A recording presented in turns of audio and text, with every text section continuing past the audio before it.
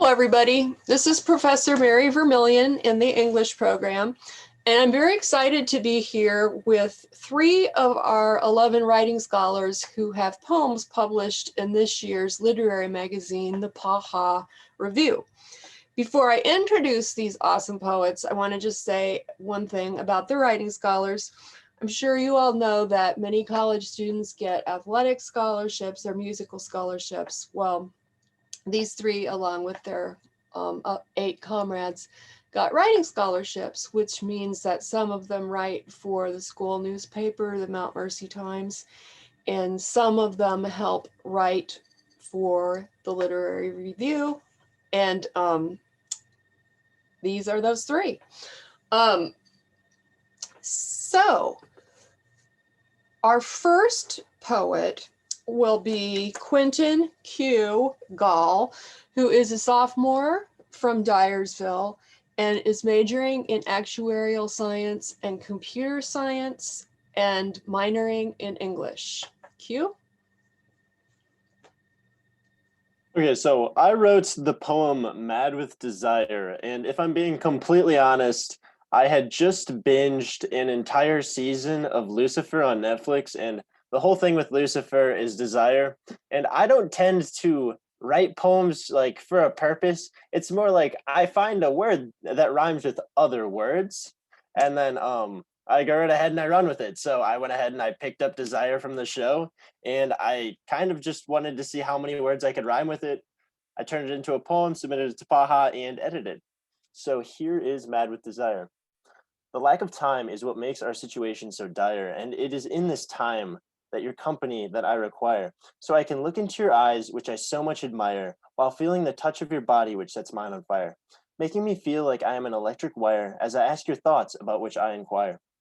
In the end, it is unknown of what will transpire. All I know is that it is your love that I must acquire, because it is you that I desire.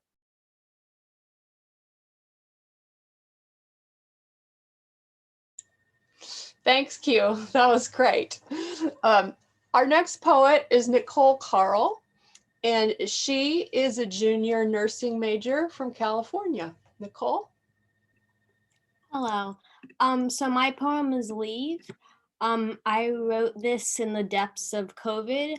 I was a nursing major working, having clinicals in the hospital, and I was very isolated. I didn't want to risk contaminating my patients with COVID, so I only had 2 contacts for many months. So I was very isolated at that time. So here's my poem, Leave. You were never in my life before, but now you never seem to leave.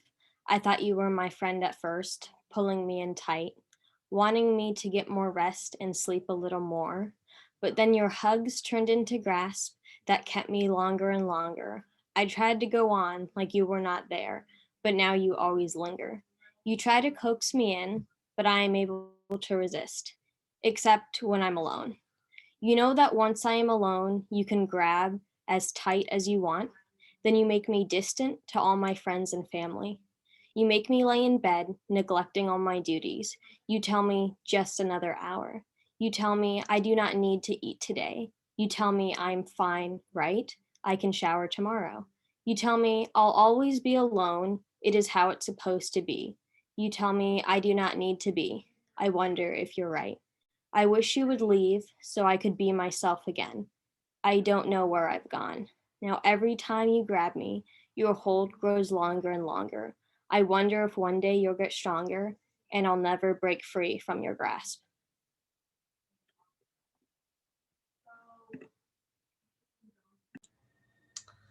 That's a sad, brave poem, Nicole.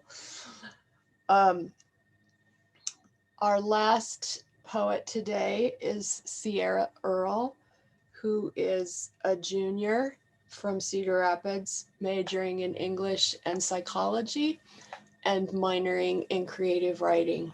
Sierra? Thank you, Mary. So my piece is entitled Cemetery Pine Cones.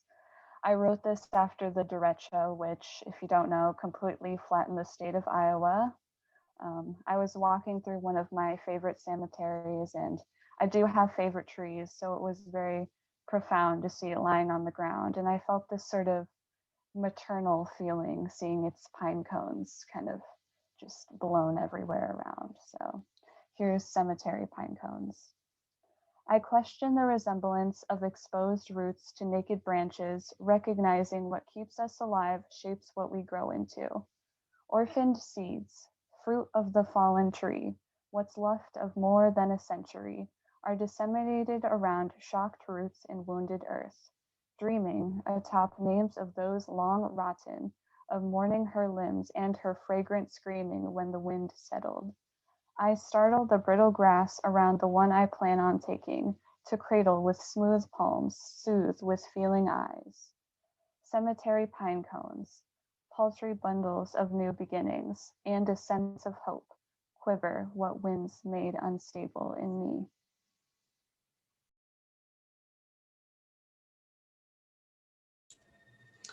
What a great set of poems, you three. Thank you. I have a question for each of you and then a group question. And I think I'll just go in the order that you read in. So Q, your intro stole the thunder of my question a little bit, because what I was most struck about in your poem was your rhyme scheme. So I was going to ask whether it came first or the topic came first. So obviously the rhyme came first, but I'd still like to hear a little bit about how, as you played with rhyme, the topic evolved, or if you could just say more about the interaction of those two things. Does that question make sense? Yeah, I think I understand what you're saying. This, by the way, the poem that is in the pie is probably, I think, the fourth or fifth iteration of it.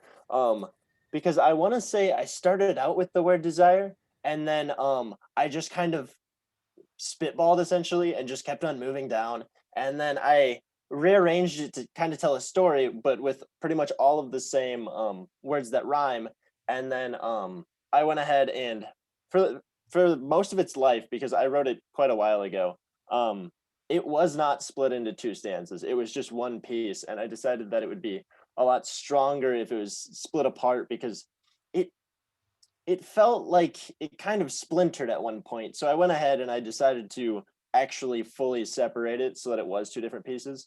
But yeah, no, it's been through a little bit of evolution to get where it is today, because at first it was essentially just a bunch of rhyming words with, lines to complement. And then I tried to get a little bit of get a little bit more emotion in there to tell a little bit more of a story. So Yeah.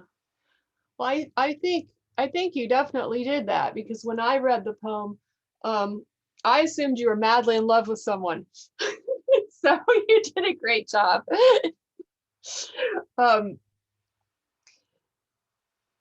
Nicole, your poem was about a quite different emotion, a really hard one, right? I thought your choice to personify depression and address depression as a person was very creative. I liked how it started out of you seeing depression almost as a friend, and then obviously not by the end of the poem. And I'm just curious how that choice came to you. Did you start out with that idea, or did it come to you as you were trying to express your feelings? It actually came to me pretty naturally. I'm sure a lot of us as writers, we get that like spark of inspiration, and you just kind of get maybe a couple lines in your head and you just have to write them down. And I probably got the first chunk of this poem I think I was just laying down in bed and it just came to me. It was after a really hard semester getting through it. And I always kind of thought of it as a little monster kind of around me all the time. I was never officially diagnosed with depression, but I definitely believe I had a couple of depressive episodes. And I thought of it as a physical thing. You can feel it. I've always believed in mental health, but I guess I've never really experienced something like this. And it felt very physical with me as a living thing all the time, affecting my life. Mm. Well, I'm sorry to hear that, but you definitely captured that feeling in your poem for sure. So yeah, brilliant, brilliant job. And Sierra, there was so much to admire in your poem. One thing I admired a lot was just your subtle use of sounds, especially in your second to the last stanza. And if you would, I wonder if maybe you could reread just that stanza for us. And if you can remember, sometimes it's hard to remember how one's written a poem, but if you can remember how you chose some of those sounds or words, I'd love to hear about that. Well, here's the stanza again. Thank you, by the way, Mary.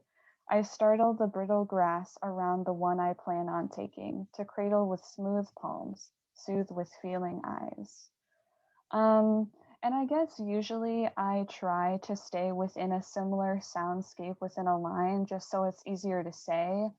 But near the end of the line or stanza, I really tried to like make it almost like cooing sounds as if like the pine cone was a baby, because like I said earlier, I felt this very weird maternal sense when I saw this place that I love utterly destroyed by a natural disaster. So Thanks. I have to say, I also, I don't know if I had a maternal feeling about the trees that I saw downed in Iowa City is where I live, but I definitely really and truly felt grief at seeing them down. I see all of you nodding, certainly, Nikki, we're seeing a lot of human loss, and that's a whole other thing. But this leads into my last question, which is one I hope you'll all speak to. Your poems all had different emotions, and Q, even though yours didn't start with an emotion, as you noted, it packs a very powerful emotion. So I'm wondering if each of you could say a little bit about what the experience of writing your poem was like for you emotionally, or I should maybe say, and or what you hope the reader takes from it emotionally.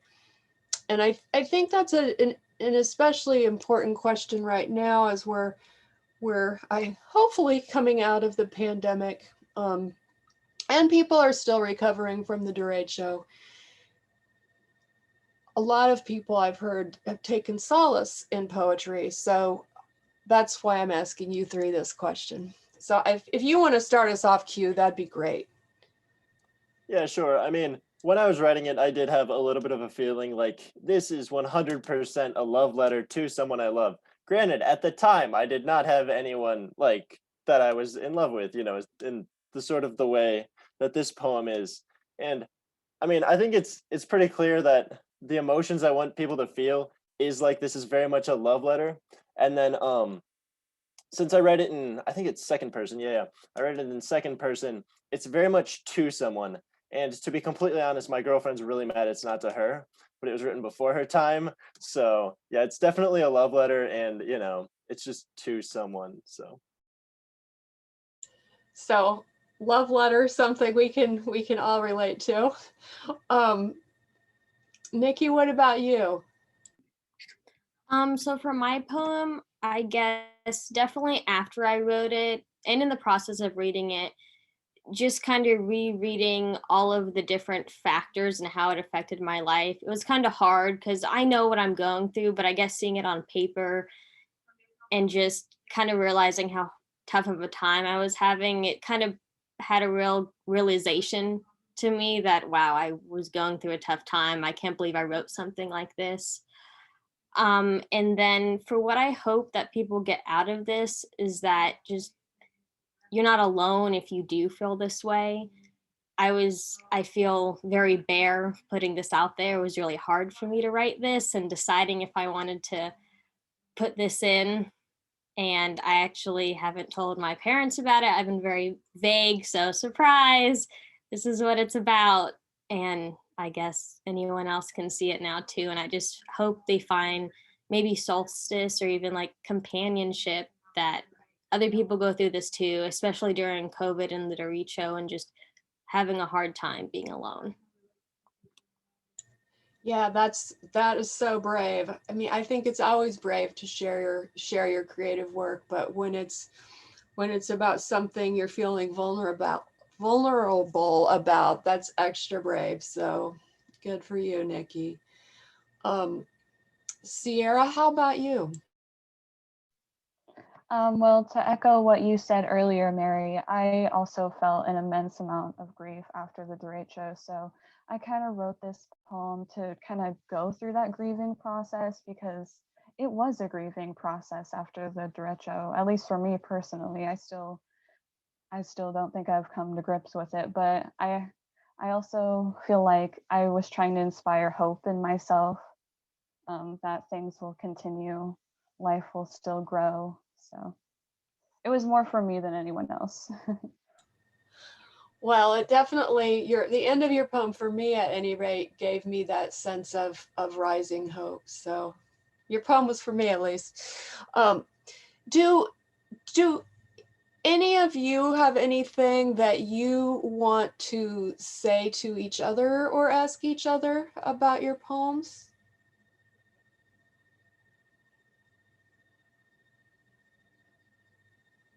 All right. Well, I will just say thank you so much for sharing your wonderful poems with us.